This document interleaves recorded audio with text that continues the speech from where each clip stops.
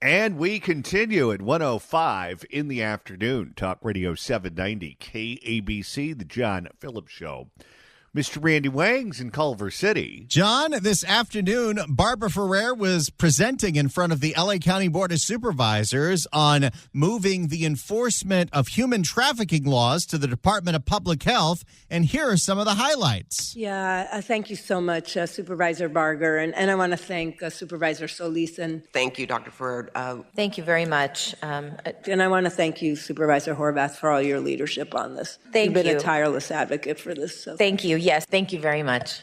Thank you. Yeah, thank you, Madam Chair. And I thank you, Dr. Ferrer, for working with my office on this. No, I appreciate all your leadership. Thank you so much, Supervisor Solis. Thank you. Thank you. So thank you very much for bringing the motion forward. Oh, thank you, Madam Chair. And thanks to the two co-authors of this motion. Thank you, Madam Chair. Thank you. Oh. No, I was just going to thank you for raising the issue. Thank you. Okay, is it only me, or did they just all sing the opening theme song to the Golden Girls? That's what they did. No, thank you. You know, with all the things that are going around, you'd figure they'd be doing a bang-up job. Ferrer also sounded like she was going to die during that back and forth. She just always sounds like that. Is she ever well? No. I don't know what we're going to do with her. Picture of health, that director of public health. 800-222-5222, 1-800-222-5222.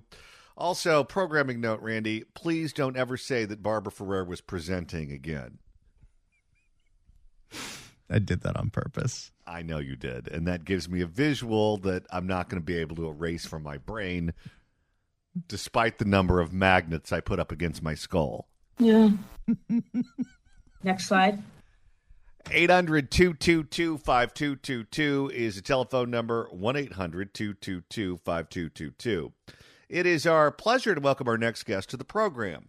He is the founder of Golden Together and host of The Steve Hilton Show. You can get him online at goldentogether.com and follow him on X at Steve Hilton X. Steve Hilton, welcome. Well, thank you. Thank you. No, thank you. I want to thank you. But now I want you to thank me. No, thank you. Oh, yes. Well, the fake doctor is thanking you very people? much for all of that. I know. It's like some demented sort of Thanksgiving. You know, what are we thankful for? We're thankful for each other in the far-left bureaucracy of Los Angeles that's destroying life for everyone. We're very thankful to each other. At least we're happy in our multi-$100,000-a-year jobs while the city burns and is ruined. Well, we have so much to be thankful for the fake doctor, that's for sure. All right, so my phone started blowing up the other day. I was looking at my phone and I said, why is everyone texting me at night? What is the big deal? Is there some game going on that I should be paying attention to? And then I looked at my phone, and you were on Fox News with Trace Gallagher and our friend Gloria Romero. And essentially, the beans got spilled a little bit that you might be running for governor of California, and Gloria Romero might be running for lieutenant governor of California on the same ticket as you. Is that true? It is true that we're talking about it and that we're strongly considering it. Gloria is a good friend, as you know, and we've been working together for years now at Golden Together, my California policy organization. So we know each other very well, and we both totally love this state and want to see it brought back to common sense. And as I've been looking at the governor's race in 2026 and taking that very seriously, been working on that. I've been open about that. Haven't got to a final decision yet, but strongly considering that, looking for how we might put that together. It's really sort of struck me that I don't think doing it the same old way is going to work. You know, Republicans have been trying and losing for a long time. Everyone can see this state is desperate for change. We've got to get rid of this ridiculous far-left one-party rule. But I do think we need to do things a bit differently. So one thought that I had was, well, why don't we do it, just think about it as a team and put a team together and see if we can actually put together a real movement, a little bit like the Trump playbook, to be perfectly honest with you, where you have people from different backgrounds, different personalities and characters, and it's all adding up to kind of populist movement for change. That was the theory, and I talked to Gloria about it. I'm very happy to say that she said, yeah, let's look at it. So no final decisions, but we are absolutely serious about investigating that, and probably won't be too long before we come to a final decision. Gavin Newsom, by all accounts, has been a complete and total failure as governor of California. Yes. The one accomplishment that he has is he was able to get elected and reelected and I guess survive the recall attempt. But outside of that, whether you're looking at crime, homelessness, the budget, insurance, fill in the blank, fire policy, water policy, everything he has touched has gone to hell.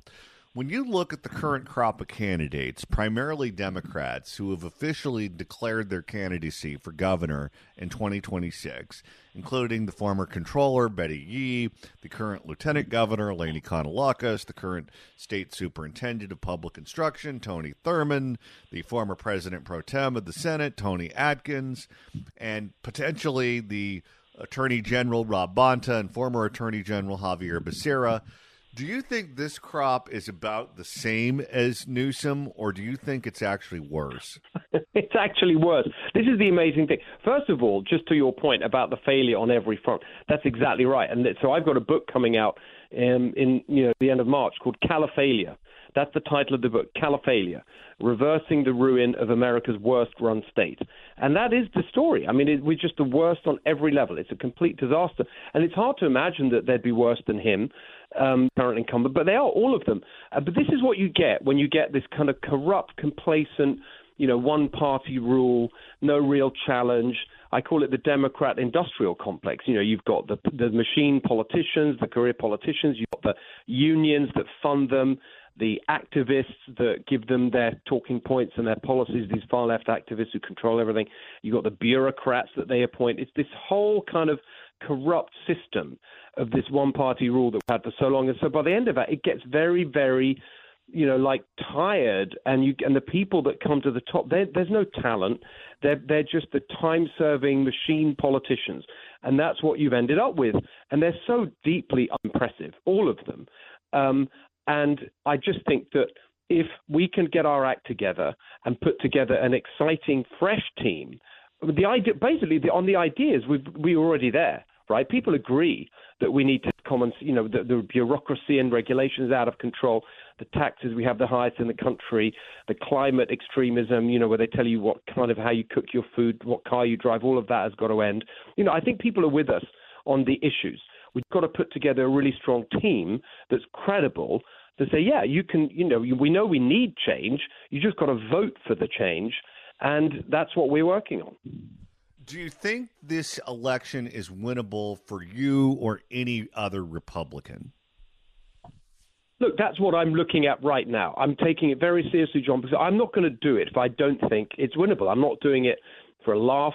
I'm doing it because I love this state and I want to see what I can do to put it back on track. So that is exactly the process that we are now going through, Gloria, as well, which is to see if there's a realistic prospect. As of now, it looks like there is. And I would have said that even if you look at look back a couple of months, look at those November elections. And of course, Trump didn't carry the state of California, but the Trump campaign, it wasn't a swing state. Of course, the resources weren't there. But the point is, even without that, he got more votes than the Republican candidate, and more than enough, for forever, and more than enough to win in 2026, as long as they all turn out. So I think the numbers are there. I mean, we saw that. Even you look at Steve Garvey's campaign, 6.3 million, Trump 6.1. The Republican votes are there in order to win in 2026. The question is, can you build a really strong campaign to get the turnout of Republican voters in 2026 with a strong, exciting message that they want to go out and vote for to bring about the change we need? That's what we're looking at right now. But I definitely think, as of now, my sense is, yeah, it's definitely possible. We're speaking with Steve Hilton, who you can follow on X at Steve Hilton X. Steve, let's shift gears and talk policy for a second, because one thing I don't understand about the current crowd that's in charge in Sacramento is typically when you're in elected office, you do things that essentially gives you more power because wielding power is fun. And if you are addicted to power and that's what you're looking for, and you are a one-party state and you're the one that's sitting in the chair and gets to make the decisions, you can have a lot of fun with that. But it seems like a lot of these people who get elected have no interest in doing anything about the issues that they have some degree of influence over. Like, take the insurance crisis right now facing California. This is a real crisis. State Farm just recently petitioned the California Department of Insurance asking for permission to give 22% across the board rate increases to policyholders in California. And so far, it's been crickets from the insurance commissioner, crickets from the governor, crickets from the state legislature. They just want to pretend like it's not happening. They want to sweep it under the rug. They don't want to do anything about that or any of the other insurance issues that we're currently facing as we're increasingly becoming uninsurable as a state. Instead, they want to spend their time going after the federal government and Donald Trump and allocating money to sue them and take them to court and try to stop an agenda that state politicians really have no control over. These are all federal decisions made by federal officials, but it's what they're interested in because they think it'll gin up their base or get them on cable news or whatever the case may be. If you're Gavin Newsom, put you up as the Trump foil, as the leading Democrat critic of Donald Trump and his administration. But they're essentially giving up all of the control and power that they have over issues that are impacting Californians. Exactly. And funnily enough, I do think there's a connection between this area of a conversation and what we were just talking about, because it's so clear that you've got these politicians now. So there's one of two. They don't get up in the morning, these Democrats. It's just obvious from how they speak and what they do and what their focus and their priorities are. They're not getting up every morning, going into work and thinking, well, if they're going into work at all, and saying, how do I solve problems for my constituents? What's going on? How do I solve the problem? How do I get costs down? How do I make it easier to run a business? How do I get insurance sorted out? All these different things, right? They're either doing one of two things. They're going in, and you can sort of see it from the way they speak. They're thinking about how they can advance their agenda. It's always advancing the agenda. We're going to advance the climate agenda or the equity agenda, whatever. Always some ideological thing that they're pushing. And obviously those things have made everything worse.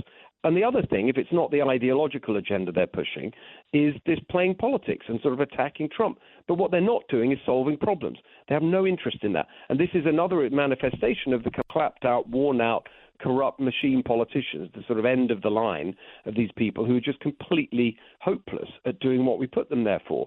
But I do think it's connected to the political question about winning elections, because I think if you actually get out there and have a campaign which actually treats people seriously and as grown-ups and say, look, this is why we have the insurance crisis. It's not some kind of natural disaster. It's the direct result of Democrat policies. Here they are.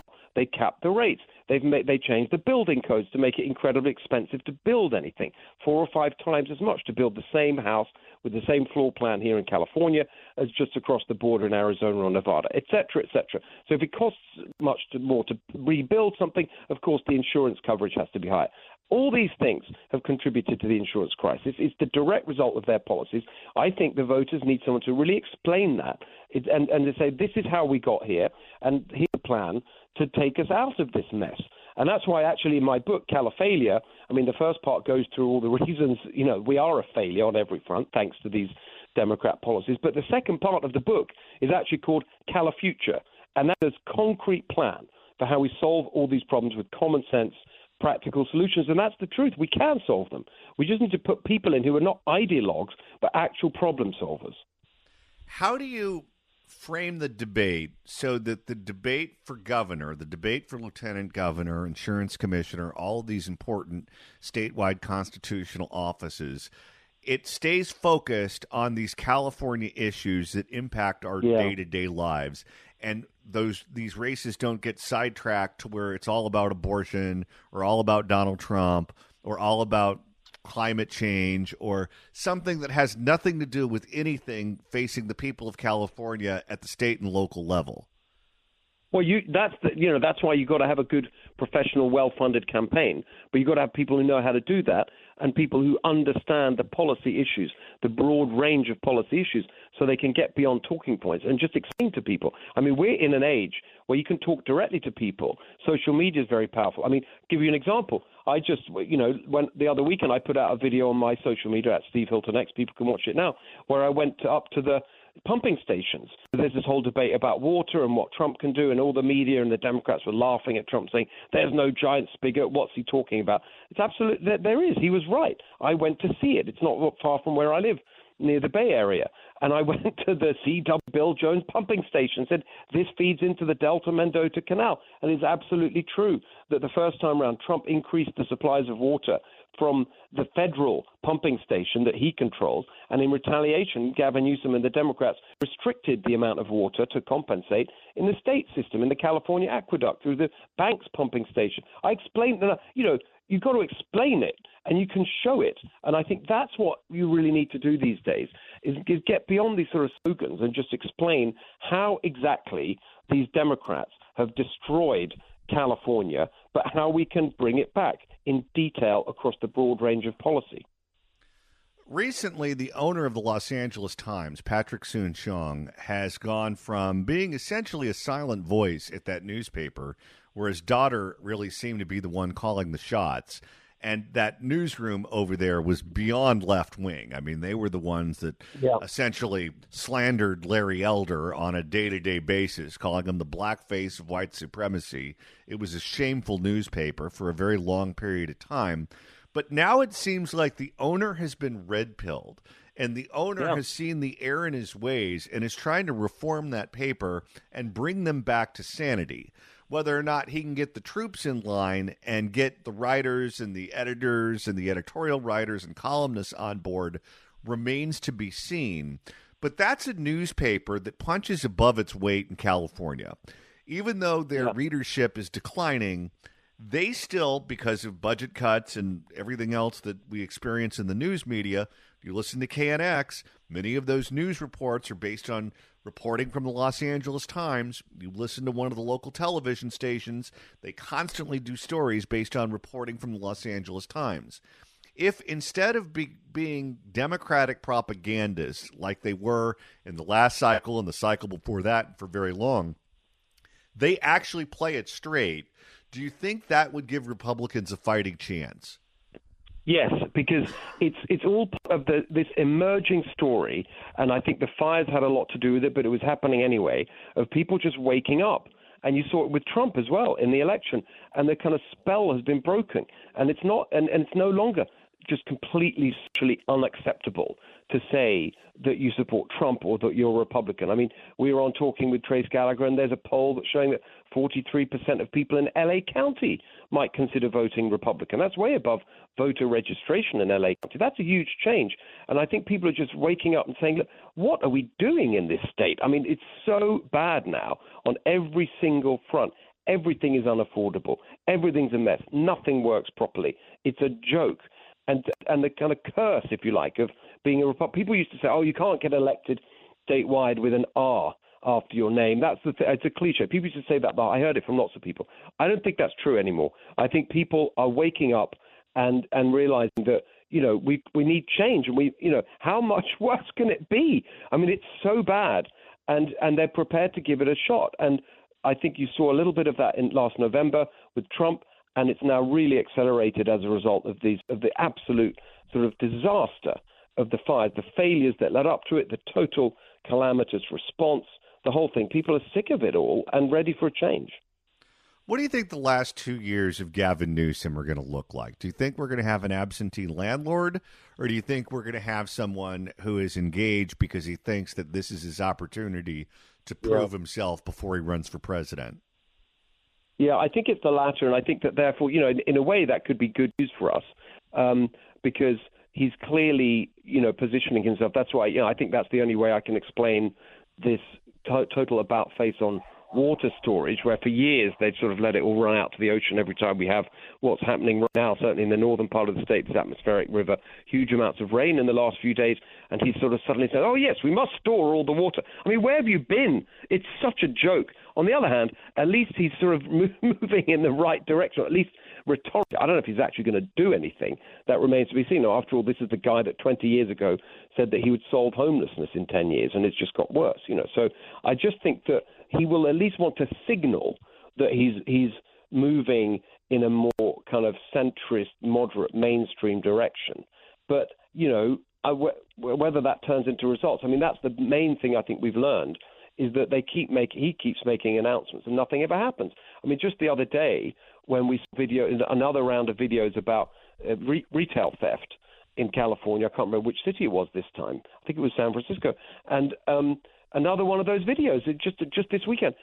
And I thought, wait a minute, didn't Gavin Newsom say, he was cracking down on retail theft, and this time it was going to be different, and he's going to put more teams on it and resources. Well, sure enough, I looked it up, and there was about a year ago a pledge that he was going to take tough action on retail theft. Nothing ever happens. Nothing ever improves because they're not serious people. So I think we'll get a signaling from him that's in a more kind of sensible direction. But as to whether anything changes, I have my doubts. Steve Hilton, founder of Golden Together and host of The Steve Hilton Show, potentially candidate for governor of California. You can get him online at goldentogether.com and follow him on X at Steve Hilton X. Steve Hilton, thanks so much for stopping by. Thank you, John. Thank you, as Ferrer would say. No, thank you. Oh, thank you. All right. See you soon. If you'd like to email the show, you can do so at johnnydon'tlikeshow@gmail.com. That's johnnydon'tlikeshow@gmail.com. And Randy, now that we've hit the halfway point of today's show, if you want to continue listening after we sign off at 3, that's easy to do. Like, let's say you want to hear more evidence of sound of Barbara Ferrer presenting in front of the Board of Supervisors. Yeah. Go to KABC.com, click on podcast. Next slide. Go to the Apple Podcast app, iHeart, Spotify, search for The John Phillips Show, hit subscribe, you download all the episodes. No, thank you. Do a Google on the YouTube, or go to the KABC app. Search KABC AM in the Apple App Store or the Android Store. I have a hard time understanding. It's the easiest way to listen live to this radio station and download all the podcasts. I have tech issues. And Randy, on Friday, we'll be getting on the 55 freeway. We are going to Santa Ana, everybody. Come see Johnny and I broadcast live from noon to 3 on Friday the 7th at Rove, Santa Ana.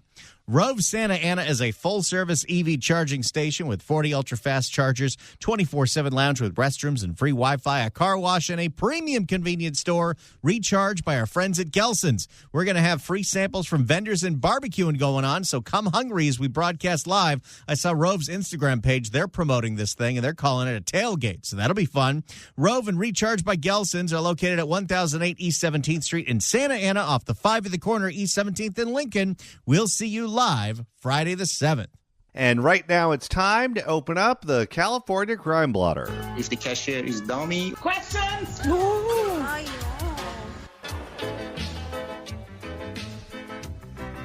And Randy, this edition takes us to the city of Pomona. Where jackasses are stealing fire hydrants. Idiots. For more, here is KTLA. Now at 10:30, thieves caught on camera in the act stealing a fire hydrant for some quick cash, but causing thousands in damage. It is And it's kind of a sensitive time where people are thinking a lot about fire hydrants. Yeah, no kidding. For some quick cash. And also, who is the crooked recycler that is melting down the fire hydrant and then probably selling that copper or bronze back to the city? Those are all companies that require business licenses to be operational. For some quick cash, but causing thousands in damage. It is a crime that's been happening all over Southern California. Thieves stealing fire hydrants for the scrap metal, but the cost of the crime is much higher. The latest incident in Pomona, where the suspects are caught on camera. Sandra Mitchell live in Pomona with a story you will see only on 5. Sandra. You're not going to stop this till you go after the recyclers. Yeah, once you start pulling their business licenses and putting people in jail, they'll get the message real fast. The people ripping these things out of the street do not have the technology to smelt. Micah and Cher, we have some really clear video of the thieves to show you. This is costing local cities thousands of dollars in replacement costs. But more importantly, it's putting a lot of people at fire risk. With a crowbar and a sledgehammer, the thieves go to work for more than 25 minutes. Oh, see, that's their first mistake. What they should have done is crashed into it with a Kia. Boy, those Kias are just battering rams. They struggle to wiggle the bolts, then snap off a fire hydrant. Also, he's working on this for 25 minutes and nobody sees anything? Nobody says anything? No, people have just given up. I called the police and I said... Oh, good. Somebody did see something and did say something. I'm going to guess nothing happened. I called the police and I said, if you come out now, you'd be able to catch them. 30 minutes later...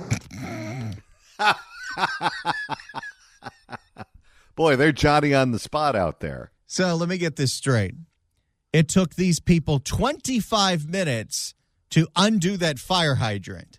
The cops showed up 30 minutes later. Curses. I guess the pizza's free. They grabbed the hydrant, took off, and then the police show up. 6 o'clock Sunday morning, two thieves in a white pickup truck pulled up outside a corner bar on 2nd Street in Pomona. As business owner Carlos Chavez watched his security cameras, the thieves went to work. What's the point of having cameras everywhere all the time? I think, honestly, the cops intend on showing up after the crime occurs, because if they show up while the crime occurs, then they have to engage with the suspect. And you know that the mayor and the council is going to take the side of the criminal and not the cops. So why bother even taking the risk? And then got away. It's frustrating. I mean, the fire department needs their equipment, and for common thieves to come around and just take their equipment is ridiculous. That theft, part of a larger problem across South LA and surrounding communities, thieves leaving holes in the ground. And you know, if there's a fire in one of those neighborhoods and the fire hydrants are non-operational because the thieves took them, there's going to be a lot of people asking the question, well, what happened to the fire hydrant? Why didn't anyone do anything about that? Pulling off hydrants to sell them as scrap metal. More than 60 stolen in Pomona in just the past 4 months. 60 fire hydrants? Oh, it's just open season. How many investigations have been done into the fencing of the stolen fire hydrants? You can't just sell these things. I'm telling you, I know right now the political will in this state is for the elected officials to stand behind the criminals. But let me tell you, that's not without risk. If that city burns down because they don't have fire hydrants with water in them, guess what? You're going to be the next Karen Bass. It is frustrating for our department, and this is something that's not only happening in the city of Pomona, but it is also happening in the surrounding cities as well. Police say the thieves sell the hydrants for about $100, but it can cost municipalities up to $5,000 to replace a single hydrant. And I guarantee what is happening is the municipalities, the cities, when they buy the precious metals to build new fire hydrants, they're buying it from the same crooked recyclers that are buying the stolen goods for nothing. And by the way, I think in Pomona, they're willing to put up with it. I really doubt this is going on in Claremont. I really seriously doubt it. I don't think they'll put up with it there. Pomona police now studying this security video shared with KTLA. But so far, no arrest. Here, I hand it to him on a silver platter. Again, what's the point of all the security video, all the evidence in the world, if we still can't catch anybody? No, this is what they always say. What you need are security cameras. What you need are lights. What you need are neighbors that are vigilant. Well, okay, fine. In so many of these cases, those elements are there, but they do nothing to prevent the crime, and the cops do nothing with the evidence after the crime occurs. Here, I hand it to him on a silver platter with a license plate, everything else, and I called them today, and they said only a report has been taken, and they haven't gone out there to arrest them. Fine work, Pomona. I didn't think we were going to get a drop out of this story. Fine work, Pomona. That's a guy who sounds fed up. Oh, boy. He had the evidence. Doesn't matter. All right. Fine work, Pomona. In the drops folder. Fine work, Pomona. I did talk to Pomona Police. As you saw tonight, they said they are using that license plate information from that white. He had the plates. If there's an arrest that happened in this case, it's only because the news reported on it. Had this guy not gone to the news, there's no way they would even be looking into it. White Chevy truck, and they're also talking to local scrap metal dealers to track down these thieves. We're live tonight. How about we start arresting the scrap metal dealers? The moment you start doing that and word gets out, guess what? They're going to stop doing it. You know, the more that we see stories like this, the more the conspiratorial part of my brain thinks what's going on in Southern California is similar to what went on in Northern California. Is there some all-powerful, politically connected family running these recycling centers like the Dongs in Oakland? Well, there are entire industries that are understood to be crooked. The Waste Solutions Company, the tow truck companies, the scrap metal companies. We know that there is an illegal underground economy that exists in those worlds, and they're very prolific with how they throw around campaign donations, both legal and illegal, at the city level. And because of that, everyone just looks the other way. Police departments know to look the other way. Different officials at the city level and the administration, they know to look the other way. And because people know they're not supposed to look there, it is allowed to happen. The moment you blow the whistle, the moment you say the party's over, it's over. They just lack the will to do it. We're live tonight in Pomona. I'm Sandra Mitchell, KTLA 5 News. Sharon Micah, back to you. I think our concerned business owner has the final word on this story. Fine work, Pomona. If you live in Pomona, you better hope there's not a fire, because if there is a fire, you're in big trouble. If you'd like to email the show, you can do so at johnnydon'tlikeshow@gmail.com. That's johnnydon'tlikeshow@gmail.com. And Randy, you're monitoring the mailbag. Kevin writes in at johnnydon'tlikeshow@gmail.com and says, hey, why don't the thieves come to L.A. and steal the fire hydrants? We don't have any water in them anyway. Very good point. Let's go to Jack in Inglewood. Jack, hello. Hello? Hi there. Hello? Yes, sir. Hello? Can you hear me? Yes, sir. Hello? Hello? Hello. Yeah, I guess I got a bad connection. Sorry. No, you're good. Can you hear me? You're on.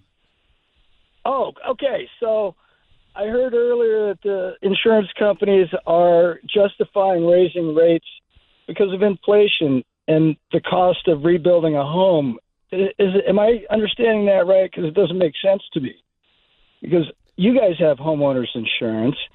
When I bought my home, I had to pay $500. I had covered my house for $500,000, and I paid for $500,000 in homeowners insurance. So now, because rebuilding my home might cost $600,000, I don't think the insurance companies are going to buck up the extra $100,000, are they? That's a very good point. It seems like the insurance companies are just using whatever magic language they think they need to use to get the insurance company, or the insurance commissioner rather, to approve their rate hike. It's like if you go to the ER and you don't want to have to wait in line, you just say you have chest pains, whether you do or you don't. Those are the magic words.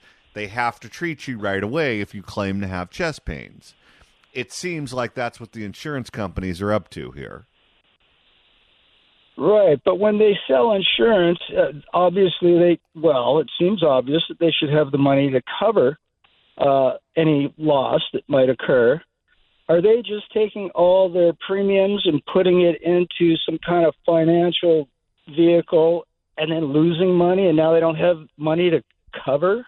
That's exactly what they're doing, according to Consumer Watchdog. They blew a bunch of money in the stock market, and now they can't cover their own liabilities, so they're dropping policies. Well, it's all wrong. So many of these companies are not what they appear to be. You take the airlines, for example. You think, okay, American Airlines, Alaska Airlines, whatever the case may be, they make their money by selling tickets and flying people around the globe. No. What they are banks. They're banks that own planes. They make their money on the credit card. It's like Ford Motors. Ford Motors makes their money on Ford credit. The car is the excuse to get you to go to the bank and get a loan. But all of the money that they make is in financial services. Wouldn't it be something if the insurance companies are hanging a shingle and saying that insurance is the business, but in reality, they're banks too? Sure sounds like it. By the way, I just got the offer for the American Airlines card that gives me Admirals Club. Should I go for it and spend $600 on the fee? Oh, 100%. The moment you get to wait in one of those lounges and you get to sit there and have your free scotch on the rocks and eat your tiger shrimp and you don't have to hear some kid screaming their head off, you've won the game. I'm in.